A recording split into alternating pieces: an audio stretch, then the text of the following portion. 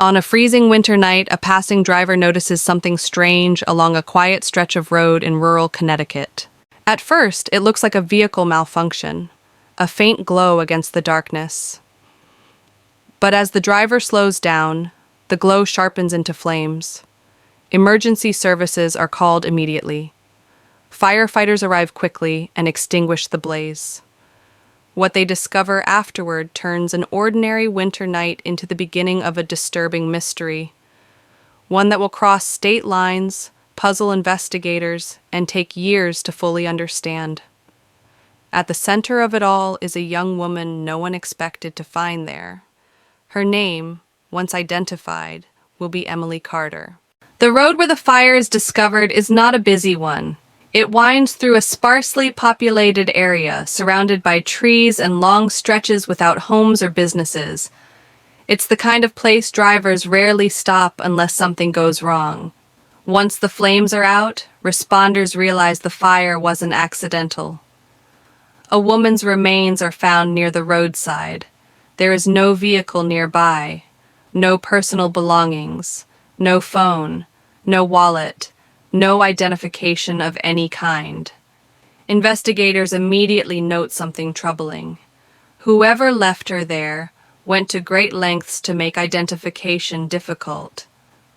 The scene suggests planning, not a spontaneous accident. Local police quickly secure the area.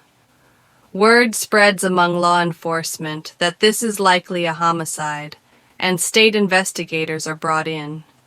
In the early days of the investigation, the woman is known only as Jane Doe. She appears to be in her early 20s. Beyond that, there are few immediate clues. No missing persons reports in Connecticut match her description. No one nearby reports hearing anything unusual that night. The weather has erased many potential traces, and the isolated location offers little in the way of witnesses. But investigators refuse to let the case stall. They turn to one of the most reliable identification tools available, dental records. Weeks later, the medical examiner makes a breakthrough. Dental records match those of Emily Carter, a 24-year-old woman from Long Island, New York. The discovery raises immediate questions. Why was Emily so far from home? Why was she in Connecticut at all? And who wanted her identity erased? Police notify Emily's family, who are stunned by the news. They hadn't even known she was missing. Emily grew up on Long Island. Friends describe her as quiet, but warm, independent, and eager to build a life on her own terms. She had recently gone through changes, new routines, new acquaintances, and plans that she didn't always share with family. Like many young adults, she was figuring things out. Nothing in her background suggests enemies or dangerous associations. No criminal record, no history of running away, which makes her death even harder to understand. Investigators begin retracing Emily's final days.